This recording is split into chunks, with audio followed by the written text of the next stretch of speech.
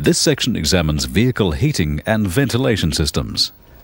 To improve driver and passenger safety, a supply of fresh air is necessary to reduce fatigue and maintain comfort. Fresh air is drawn from outside, usually through ducts at the base of the windscreen, and directed to the passenger compartment. The air is then delivered through ducts and flaps, which are positioned to direct air to particular points inside the passenger compartment. These flaps can be controlled by cables, by vacuum servos, or by electric servos. In this way, air can be directed to the face ducts, floor ducts, window demisting ducts, and rear passenger compartment ducts. A fan driven by an electric motor is used to assist the air to flow through the passenger compartment when demands are high or when vehicle speeds are low. In internal combustion engines, much of the heat generated is lost to the atmosphere or wasted. Some of this heat can be used to heat the incoming air to a comfortable level when required by the vehicle occupants. Engines that are liquid-cooled direct heated coolant to a heater core to heat the air. The heater core is a small radiator consisting of tubes, fins, and tanks.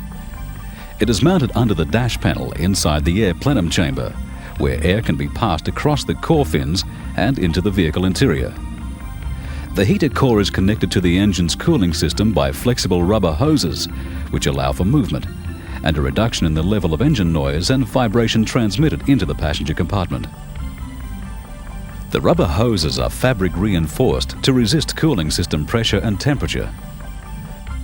The coolant flow is created by the engine water pump, directing the coolant through the heater core and then back to the engine. A heat control valve is located in one of the heater coolant hoses to adjust the quantity of coolant flowing through the heater core. The valve can be operated by a cable and lever system. A lever mounted on the vehicle's dash panel is connected by a cable to another lever on the heater valve. Movement of the dash lever is transferred through the cable to the lever on the heater valve. With the dash lever in the maximum heat position, the valve is fully open, allowing the maximum amount of coolant to circulate through the heater core. When the engine is at normal operating temperature, some of the heat in the heater fins is transferred to the air passing over them. The heated air can then be directed to raise the temperature in the passenger compartment. Moving the lever to obtain a cooler temperature setting reduces the valve opening. This restricts the amount of coolant flowing through the heater core. Less heat is then transferred to the air passing over the heater core fins.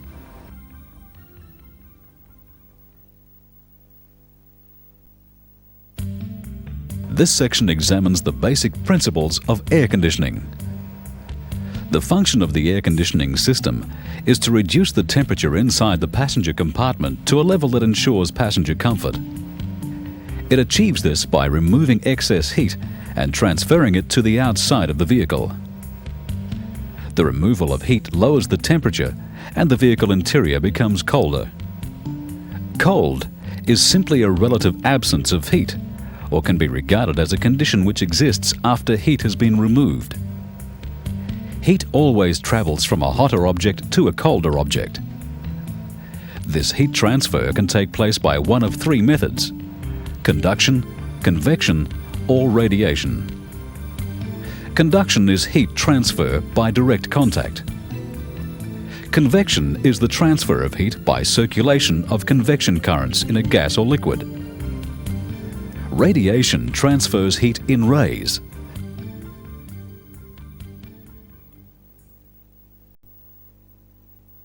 For any given application, the air conditioning system must have sufficient capacity to remove the quantity of heat necessary to lower the vehicle interior temperature to an acceptable level.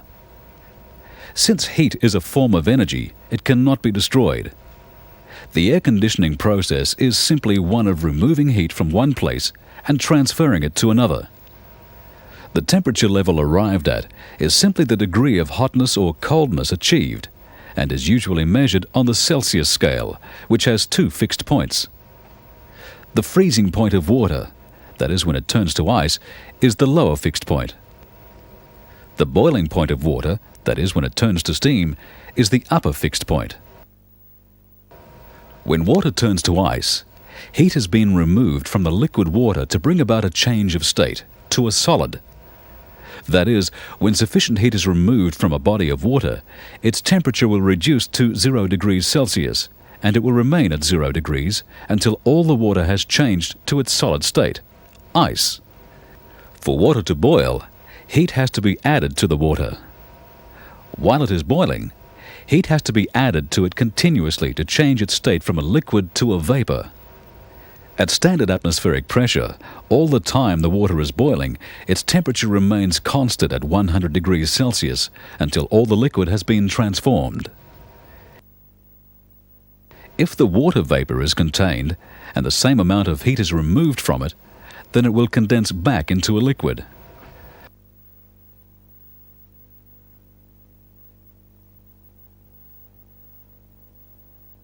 The greatest quantity of heat movement occurs during these changes of state, while a liquid is boiling and changing into a vapor, and when a vapor is condensing back into a liquid. This is known as latent heat. If a liquid is subjected to pressure, its boiling point is raised. Therefore, a higher temperature must be achieved to make it boil and change to a gas. Subjecting water in a closed container to a pressure of 100 kilopascals above atmospheric will raise its boiling point to approximately 120 degrees Celsius. Similarly, if the pressure in the container is reduced, then the boiling point will also be reduced.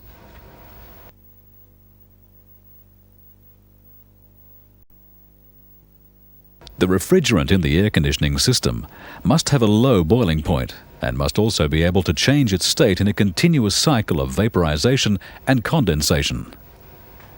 One commonly used refrigerant, known as R134A, has a boiling point of minus 26.6 degrees Celsius. This is a liquid which boils well below normal room temperatures, and in vaporizing will absorb tremendous amounts of heat without increasing its own temperature. This vaporization must take place inside the vehicle in a unit which can become cold itself and can be positioned so that the warm air inside the vehicle can be drawn into contact with it and give up its heat. This is the function of the evaporator. Once cooled, the air can be redistributed inside the passenger compartment. Since the refrigerant must carry away from the evaporator the heat it has absorbed, a continuous flow of refrigerant must be provided. This is the function of the compressor. The compressor circulates refrigerant through the system and also raises its pressure. Pressure can only be created when there is a restriction to the flow. This is provided for at the entry to the evaporator, where the quantity of refrigerant entering the evaporator is controlled. The restriction will also cause a drop in the pressure of the refrigerant as it enters the larger volume of the evaporator. The drop in pressure ensures the liquid refrigerant will be able to vaporize inside the evaporator coils.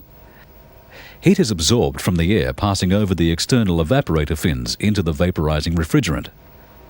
The low-pressure, low-temperature refrigerant is drawn away from the evaporator by the intake side of the compressor. The heat contained in the refrigerant must then be given up to the outside air, and it must change its state back to a liquid to continue its cycle. This is the function of the condenser. The restriction to flow at the entry of the evaporator allows the outlet side of the compressor to build up pressure on the high-pressure side of the system. The low-pressure, low-temperature vapor drawn into the compressor is discharged as a high-pressure, high-temperature vapor. The temperature of this high-pressure vapor is now considerably above ambient air temperature. The high-pressure vapor passes into the condenser coils and gives up its heat to the airstream flowing across the external condenser fins. The removal of this heat causes the refrigerant to fall in temperature, and in doing so, also causes it to condense back into a liquid. This happens within the condenser coils, and the high-pressure, still high-temperature liquid exits from the condenser to flow on through the system.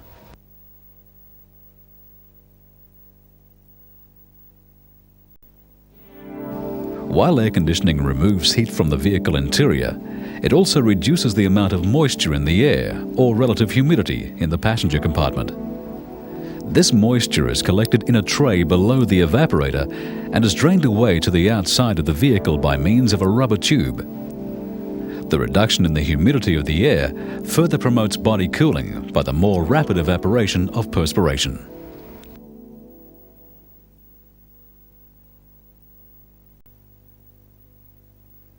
In a fixed orifice tube system, the components necessary for system operation are the condenser, the evaporator, the compressor, the orifice tube, the accumulator, connecting pipes and hoses, a thermostat, blower fans, and pressure switches. The orifice tube is located between the condenser and the evaporator and provides the restriction to flow necessary for system operation. When the air conditioning system is switched on, an electromagnetic clutch is energized on the compressor drive plate, and the compressor is driven by the engine crankshaft. Vaporized refrigerant is drawn from the low-pressure side of the system by the compressor. It is discharged from the compressor as a high-pressure, high-temperature vapor and flows to the condenser where it is cooled by the air flowing across the condenser coils and fins. The reduction in temperature causes the refrigerant vapor to condense and turn into a liquid, which flows to the filter and then to the orifice tube. The liquid refrigerant loses pressure by flowing through the fine tube and is then forced to expand suddenly by passing through the nozzle and entering the larger volume of the evaporator.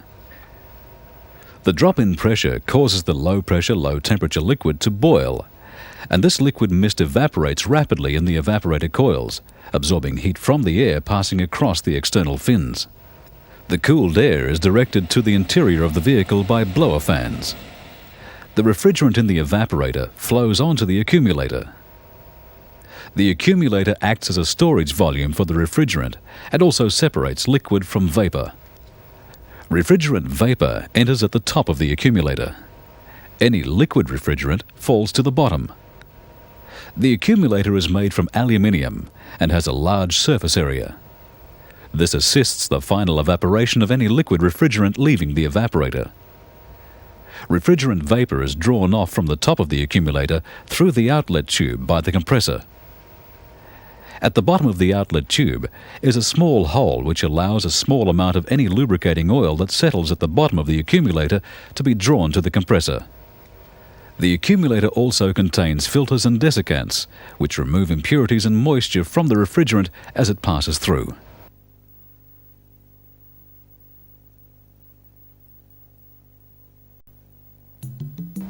Control devices are fitted into the system to ensure maximum efficiency and to protect components from damage. A thermostat is used to sense the temperature of the evaporator fins and help ensure that they do not drop below 1 degree Celsius. If the temperature of the fins were to drop to 0 degrees Celsius or less, moisture condensing out of the air would freeze on the unit and block the airflow through the evaporator. When the fins of the evaporator drop to 1 degree Celsius, the thermostat contacts open. This breaks the electrical circuit to the compressor clutch and stops the compressor from circulating refrigerant.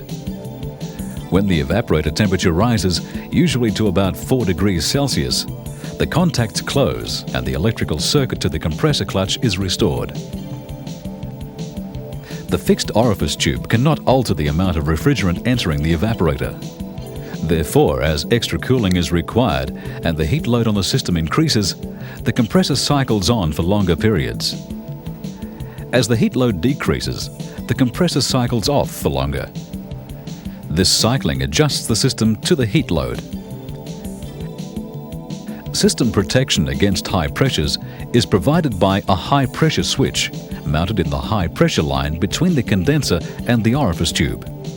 High temperatures and pressures may develop if the condenser is unable to transfer its heat effectively to the outside air.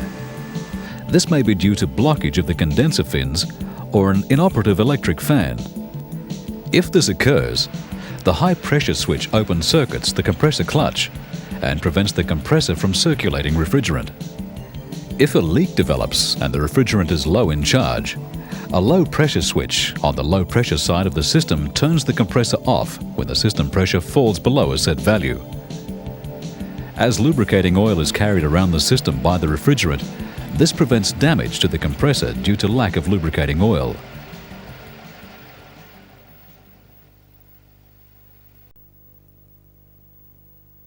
This section examines the thermostatic expansion valve system.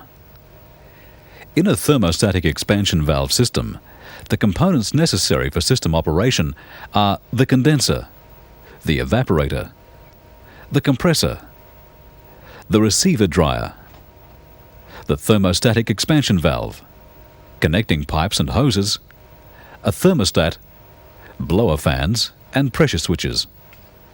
The thermostatic expansion valve, also called a TX valve, is located at the entry to the evaporator and provides a throttling or restricting function to control the quantity of refrigerant entering the evaporator. At the same time, it must provide for complete vaporization of all the liquid refrigerant which enters the evaporator. The system is charged with refrigerant and a quantity of lubricating oil, which circulates with the refrigerant at all times. When the air conditioning system is switched on, an electromagnetic clutch is energized on the compressor drive plate, and the compressor is driven by the engine crankshaft. Vaporized refrigerant is drawn from the low-pressure side of the system by the intake side of the compressor. It is discharged from the compressor as a high-pressure, high-temperature vapor and flows to the condenser where it is cooled by the air flowing across the condenser coils and fins. The reduction in temperature causes the refrigerant vapor to condense and turn into a liquid which flows to the receiver dryer. The receiver dryer acts as a storage volume for liquid refrigerant and also contains a filter and desiccant or drying material. The liquid refrigerant must pass through the filter and desiccant to reach the pickup tube where the refrigerant can flow on to the TX valve.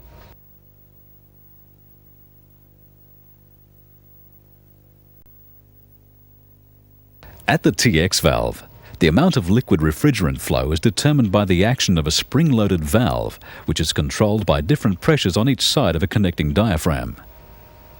The pressure in chamber A is determined by a temperature sensing bulb, which is taped to the evaporator outlet and insulated from air temperatures. The sensing bulb is filled with refrigerant and is connected to chamber A by a capillary tube.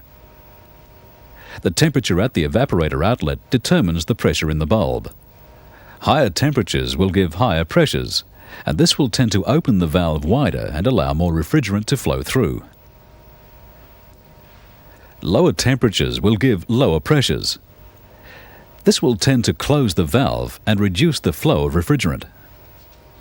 The pressure in chamber B is determined by the refrigerant pressure in the evaporator and by the force supplied from the valve spring, often called a superheat spring.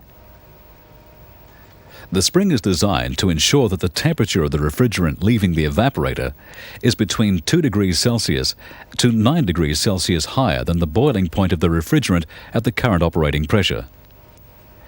This difference in temperature is called superheat, and it ensures that all liquid refrigerant which enters the evaporator is vaporized before it leaves. When the compressor switches on, the suction from the compressor removes refrigerant vapor from the evaporator and lowers its pressure. This reduces the pressure in chamber B and allows the pressure in chamber A to move the valve away from its seat by the action of the diaphragm. High-pressure liquid flows through the orifice and enters the evaporator as a low-pressure liquid. The liquid expands into the larger volume of the evaporator, causing a reduction in its pressure, and this, together with heat from the air passing over the evaporator fins, causes it to vaporize. The temperature of the refrigerant leaving the evaporator is interpreted by the sensing bulb attached to the outlet. If the temperature is low, the refrigerant in the sensing bulb will contract, and pressure in chamber A of the TX valve will reduce. The diaphragm moves, and the valve moves towards the valve seat to reduce the quantity of refrigerant entering the evaporator. If the temperature is high, the refrigerant in the sensing bulb expands and exerts more pressure in chamber A, causing the valve to move away from its seat and allowing more refrigerant to enter the evaporator. The amount of refrigerant flowing depends on the quantity of heat to be removed from the air passing over the evaporator fins. More heat means that more refrigerant is required to remove it, Less heat means that less refrigerant is required. A number of control devices are fitted into the system to ensure maximum efficiency, and these operate as described in the section on the fixed orifice system.